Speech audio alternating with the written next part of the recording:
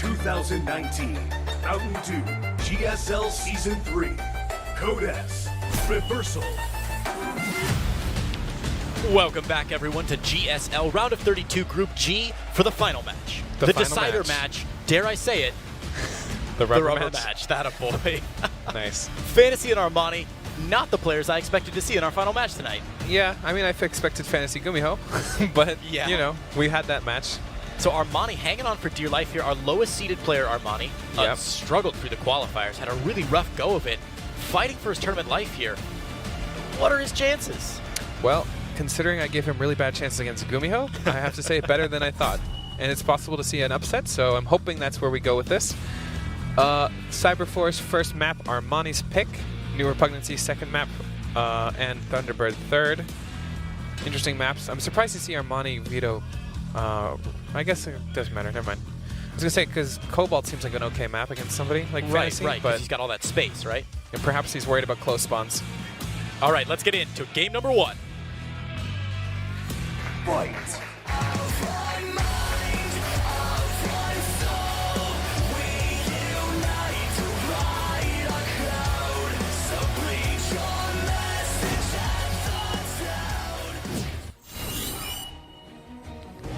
In the bottom right-hand corner, the Terran player.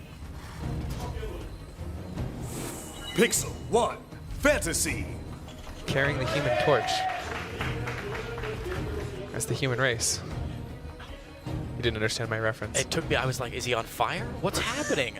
Because you said human toy. Anyway, in the top left-hand corner in the red.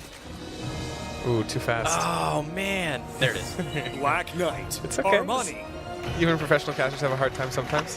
Well, I was so busy riffing on your human torch joke. I should have kept the eye on the man. prize. All right. All right. So ZVT, this is a matchup I do understand well, hopefully. And we haven't seen Armani send that drone out to You don't do that in this matchup. That would be crazy. Actually, the Terran player usually does that. It's more blocking your third. That's true. TVZ on Cyberforest in general. So this is Armani's pick. It's a little hard to take your thirds. It's not as like Acropolis-y or one of these maps where you got like a very natural third and then a very natural fourth, and they're all really easy to defend. Because you have a pretty standard, like a pretty 50-50 option on Cyberforce as a Zerg player, right? Between Yeah, as a taking Zerg- that base straight down the side of the map or moving into the pocket when they're on the inside of the map. Zerg, you try to not put your bases in like a triangle, especially if it's BC, because BCs will just float from each base. It's really annoying. Sure. Remember we talked about how like if we make our thirds like in a line, it's a little bit harder to attack the natural, for example, because you're kind of surrounded in. Sure. You can't do that annoying drop from the third straight into the main. Doesn't keep your That Zerglings doesn't, it doesn't moving really back and forth. fit the same way for aggression. So we'll probably see him take that third, that normal third that's not... Okay, we do see the SCV. I did say this could happen. So he's going to block the third. Yeah. Now the question is, does Armani take the other third and deal with BCs in a really annoying way? Ooh, is it definitely going to be BCs? Well, it could be. I mean, why else block the third? Oh, look at that. He's just going straight for it. Oh, okay. So has Armani fallen into Fantasy's trap here? That's the question. Ooh, exciting It'll stuff. be amazing if I can call it BCs based off of an SCV scout. I would be forever in your debt, man. That would be incredible. I think the possibility is there, though. It's like a 60% right now. Okay, I'll keep a tab on that. As the it'll day go goes up. It'll on. go up. Trust me. The natural finishes up, factory down as well. Should see the starport any second now Yeah. from There it Fantasy. is. Okay, 60%. You still at 60% It's like for BCs? 65% now. 65. The needle's This is going to ticking be a up. tech lab. It'll probably be BCs. The biggest thing you can tell as a Zerg player from what I've understood and from what I feel is the way they act with their Hellions. Because Hellions are so important. If you go BC, you can't just lose them. You'll die. Right. So they are way more passive. Sometimes they don't leave the natural. This could be because they're playing me and they just don't like moving out. But that's generally what happens when you're playing BC. So we'll see what happens with the first couple Hellions. That was a really interesting discussion you had with Artosis on In Depth a couple of weeks ago, and you guys were talking about how, as a pro player, you get these feelings, Like of gut something. feelings, You yeah. see like a weird Zergling movement or a weird Hellion not probe or scouting, and you something, say, yeah, sure. they're trying way too hard to keep this secret. Okay, see, these Hellions are a little bit aggro for our battle cruiser, but as long as you don't lose them, it's fine. There's a Viking on the way. We probably would have seen it already, so this is not BC. Nice. Okay, takedown from 65 to 0. 65 to still 55, because we could just see a random BC at some point. That's in the game. fair. Okay, fair enough. If a BC comes out, I'm going to be like, well, that's what I meant, obviously. Obviously. Like a 30-minute BC. Okay, we see Cloak Banshee. Cloak Banshee not as common in this matchup right now. Sure. just in general, it's not as strong. He's going to scout it too. Yeah. Do you think he'll cancel then? Fantasy. Yep. I see a lot of times the Terran players just start that cloak, and then as soon as the Overlord gets picked off, cancel it and go into whatever else they were going to go into. See a Liberator. We didn't even see a Banshee. It's going to kill the cloak 100% now. That's beautiful. So good play there by Fantasy. Let's see Stim start too, I think. So we're going to see a bio game. Okay. I love the Viking Banshee, Banshee, pardon me. I love the Viking Liberator start here for Terran players against Zerg. I feel like it gives you a lot of positional opportunity. The Viking to pick off the Overlords and sort of hide the map. Liberators are just great harass because you can shift queue them and attack other places at the same time. If you're going bio, it's nice too. Banshees generally are a little bit more controlling. You have to do a little bit more babysitting with them. They can just die. So this is in general a lot easier to set up, especially with the Hellion pressures. Is the early layer a little run by here, but there's not a lot to pick off. Is this burrow intentional? Okay, I was going to say. Yeah, there we go. That's strange. So that burrow is intentional. Lair finishes up. Yep. Baneling Nest finishes up. Yep. What's the natural follow-up for Armani? Drones. Just drone, yep. baby. All right. This is like the bare minimum required to survive basically everything. that's what the Zerg setup is, right? Okay. This is the units that you can reactively build to defend basically everything, and that's what the Zerg player has been setting up. And just play the game of drones and hope that you win and not die. Exactly. So we're playing the game of drones right now. That's why we see so many drones. Gorgeous. Okay, so Liberator's going to pop in. Armani should pull away soon. Armani, get out of there, buddy. Nice distraction at the front there. 3 drones, 4 drones. Still not pulling away. Wow, all right. So the Liberator with 4 kills already. Yeah, 57 workers at 44. He's still ahead economically, but all these drones dying is something that doesn't normally happen in Zerg, as Zerg usually is really good at defending this stuff. Yeah, continuing the pressure on both sides here. Armani pulling, Fantasy pulling Armani from side of the map. Oh my god, we're still losing drones. Wow, 9 kills? Almost got the 10th. And it gets out. That drone has a near-death experience. Now, I'm not a math guy, Jake, but 1 Liberator for 9 drones. It's worth it. Yeah, I'm not a math guy either, but that's... that's easy enough, right? Yeah, that's easy enough. That's not an SAT math question at all. Double engineer, or Evo, and we see 6 more drones, so he's trying to come back economically, but that means he's not building units. There's a little bit of a window here where we could possibly see some aggression while taking a 3rd base. Wow, okay. Hydralisk Den behind this, probably pretty decent. Yeah, why not? Lingbane Hydra. Lingbane Hydra is actually really good if you're behind. Sure. Like if you go Lingbane Muta and you're behind, you're like a madman. Like you're just asking to die to like 20 Marines or something. Just because the mutas don't trade as efficiently, or because they require and they're more micro? so expensive, and the Spire takes so long. Like there's just a million reasons why it's like crazy. Okay. But Hydras, they're way faster. You can build them a lot sooner, and they're way better supportive unit early on. Like Mutas and head-to-head fighter are just so bad compared to Hydras. Hydras are just good units. Of course. For support. So you're happy with what Armani's doing then? Taking that 4th base, everything you would be doing as a pro player. Double hatch, yep, everything's good. That's weird. Cancels a lot of those banelings. It's because they were blocking the the rocks. Okay, really wants those rocks down. Here's a drop from Fantasy going into the main, so keep your eyes on that drop, guys, on the mini-map as it comes across. I'm going to guess Fantasy's going to push away at the creep, try and draw the army out just a little bit, and then send that drop in. Surprisingly, it finds a spot where it can actually do stuff. Well, he's had that Viking clearing out so many Overlords. You know, he's had complete control of the map. Yeah. But yeah, you'd think Armani would have something there. A scan to clear out the creep tumors. In the main? Okay. Well, you know, the only good creep tumor is a dead one. And Fantasy knows I don't think that was worth it, but sure. I'm not Fantasy, so... Yeah, okay, Fantasy still only on 3 bases. The 4th not started yet, it looks like? Wow. Yeah, that's interesting. I don't think you need to rush into a 4th by any means, but at the same time, you know, you're just asking to eventually fall behind economically without a 4th. And burning that scan too, especially in the main base. Just, I feel like maybe well, I don't know. These guys definitely know the game better than I do. I can't make that call. I think you're not completely wrong if you're trying to say you should be a little bit more conservative with the scan. This is obviously an objectively good scan. Yeah, but like when you're killing 2 creep tumors in the main, that's 300, basically 240 minerals to kill 2 creep tumors in the main. Yeah, right. Probably not worth. Other ones are all fine though, obviously. Sure. Hive Tech. Hive Tech, yep. It's a normal transition into something greater than Lair Tech, but probably we'll see a pretty passive Armani for the most part. Okay. Especially since considering there's no 4 CC, why ever be aggressive, right? Yeah, that's very true, and he is out-expanding his opponent and everything. And honestly, defending these drops fairly well. The creep spread's still not the worst I've ever seen it at 8.5 minutes into the game, at about halfway across the map. Yeah.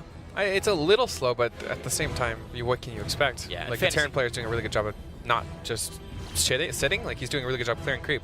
Yeah, Fantasy's been staying really active on the map, and that's really great to see. I mean, active on the map, and then even in the main, picking off those creep tumors. Can't even have them there. Where can you have a creep tumor? How far can those creep tumors actually go? Like, Oh, All right, geez. so might scan another. Yeah, Gets one creep tumor. A lot of banelings on the map for Armani. Yeah, this is important. You need to have a really high baneling count. Looks like we might actually try. Oh, gonna lose that medevac. That was a good pick off there by Armani, but Fantasy knocking on his front door here. Another big scan to pick off a lot of creep tumors. He set his tanks up really well to force the Zerg through that choke point. Do not go through that choke point. Yeah, that would be If you're a Zerg death player, move. that is basically, just imagine there's a force field there. Okay, you're not going through that. 2 force fields. Now, you only need one. Oh, sorry, yeah. Oh, you mean in the, I in mean, the like, middle. figuratively, just imagine there's a force field there, you can't move your army through it. I thought you were telling me to imagine those piles of rocks were already force fields. Well, they are. Which is but- terrifying enough. Yeah. So this is, I love Fantasy abusing this position on Cyber Force. We talked about this a little before the game when we were talking about King's Cove. Yeah. About this very, very narrow choke point, and Fantasy has his tank set up beautifully. Good luck attacking into this here, Armani. It's basically impossible. I think he needs to back up even more and try to get like a flank or something like that. He needs to go into a maxed army and go for the flank. Look at that, perfect timing for a flank. We actually see some kind of rotation. This is a little bit surprising because he had such a good position. It feels weird. Do you think Fantasy read that flank coming through? These armies are going to meet Maybe. there at about the 3 o'clock, 2:30 position on the map there. So let's. Oh, Oh man, my Baneling's running goodness. forward, but That was the a little armies- bit slow though. Oh, okay, okay. Doesn't have +2 either, so he Doesn't can't have- kill 2 shots. Doesn't have Oh no. Burrow. That's a shame. Losing Okay. about 15 links there. He just leaves, backs up, and goes back in it later. Yeah, that'd be hilarious. Anytime bot though, anytime that Fantasy isn't just like sieging up and pushing you is a really money well spent. no. Okay, we're coming back. No. Here we oh, go. Here we go. Every SCV goes down. Oh my God! 14 SCVs die immediately. Oh, that physically hurt me to watch. This might prompt Fantasy to kind of be aggressive and attack into him too. Okay, okay. That's not necessarily a bad thing for Armani either. Oh my God! Especially if you have a nice flank. Man. So Gumiho trying to put some pressure here on the 1, 2, 3, 4, 5, 6th base here. He will scan, see what's up. Look at that tank spread Oh, he back already there. has How Vipers. You can't be aggressive into this. Man. Those Vipers have full energy too, don't they? I think so. Oh, This is he gonna be- might actually just Going lose. to the medevacs. Oh, this is great play here. That bio, no medevacs to support that bio now. Every stim counts for Fantasy. He's got to be very judicious this about is that. a huge link. Right, is that depot going to be left down? The depot is still down. It doesn't matter. Armani attacking Okay, the here we go. supply depots. Going to get on top of the tank as well. Oh, this is a huge deal though. And more Banelings rolling in from the top. Yeah. Okay, here we go. He's going to land on the bio. At the same time, he's dealing with any attacks or any aggression. 6 SCVs go down, and he's trading up for bio. This is really good. This is deja vu all over again. Armani just doing a great job defending everything he can in this game 1. 62 workers to 82. Economically speaking, he's in a great spot. He's got better tech. His upgrades are coming. He's got an Ultra on the way. He's doing great. Fantasy did pick off that base. Is it really consequential at this point, or is it just a little hurdle that Armani's got to jump over? A hurdle, but not anything more than a hurdle. He's not going to have any larva problems or anything for losing that one base. He'll be okay. You can just take him another. I would just take 2 bases if I was him. Fantasy going up to 3-3. We see the Ultralisk Cavern, chitinous plating coming out for those Ultras. 1 Ultra Nidus already in Worm. the way, and a Nidus Worm. Just for mobility for the Ultras, sure. Late game Nidus Worms are just really obnoxious. Yeah. Ooh, a big drop. There's nothing in the main. Let's see if he can maybe pick If he off. kills every drone here, it's fine. So you have 800 minerals. You can actually just replenish all of them. Ah, that's true. Queen's shelling away at the. Kind of annoying though.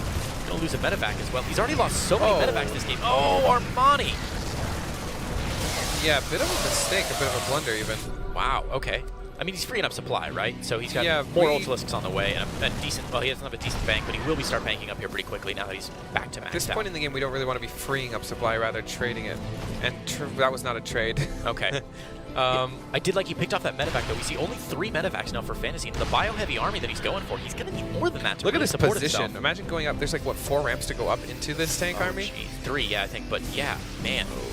Baneling's trying to crash into some of the Marauders. Oh, Armani, come on, don't get greedy here. Yeah, Armani's getting a little bit sloppy with his army control. He's not really giving it the attention it deserves. Yeah, where are those Vipers? They need to start engaging here. Look in at the all army. these little blunders that like all this adds up.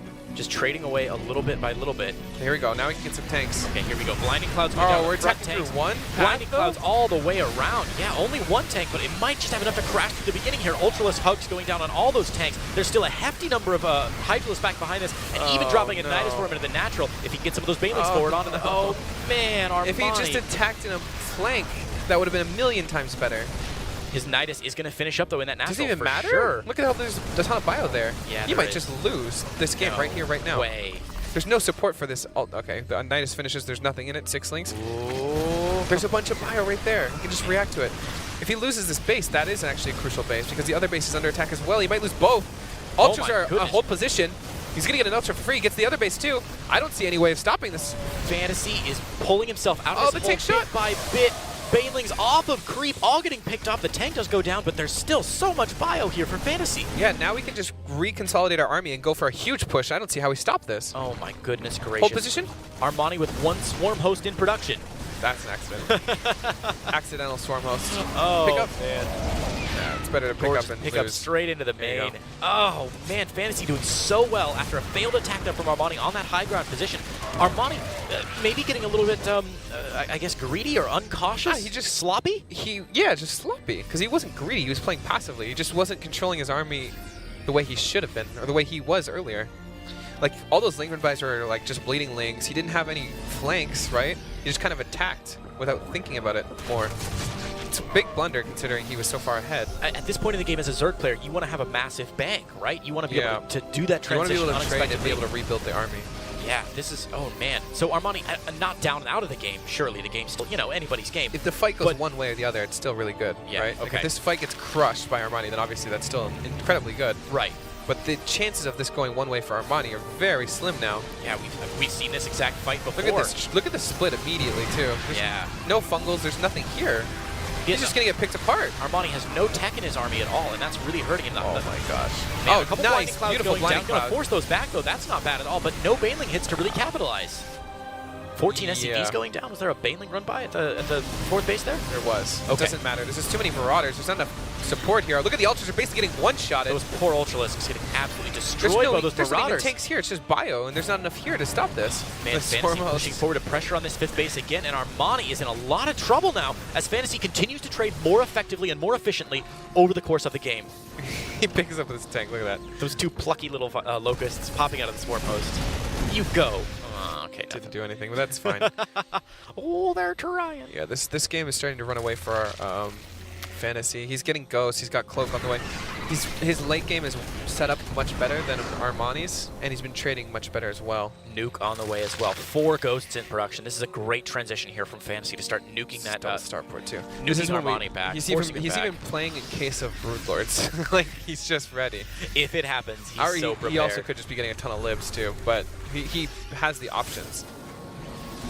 Okay, so Ghost on the high ground here. That's interesting. Going to get a nuke off on the high ground and maybe some snipes possibly on the Ultralisks. Snipes But are the there's big so ones much here. bio, it EMPs doesn't really too. matter. Although there's no Marauders mixed into these Ultralisks. If they can get on top of the Marines, it might do anything, but it's all snipes all day from that high ground. Some nice blinding clouds go down from Armani. The Ultras aren't going to be able to clean up these tanks. And actually, Armani didn't trade terribly there.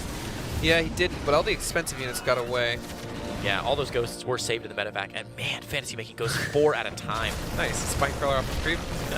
He's going in to attack that base that he thought Armani had rebuilt, but Armani's like, no, I got other stuff going on. Oh no, our Swarm Host buddy's going to go down. Oh no! He's actually doing Oh my god, the Armani a Swarm Host favor. lives. He kills that Swarm Host. It's a favor. It's freeing up supply for Dude, the something Swarm not Host has useless. it has 1 kill now. Come on. 1 kill. That's a veteran Swarm Host.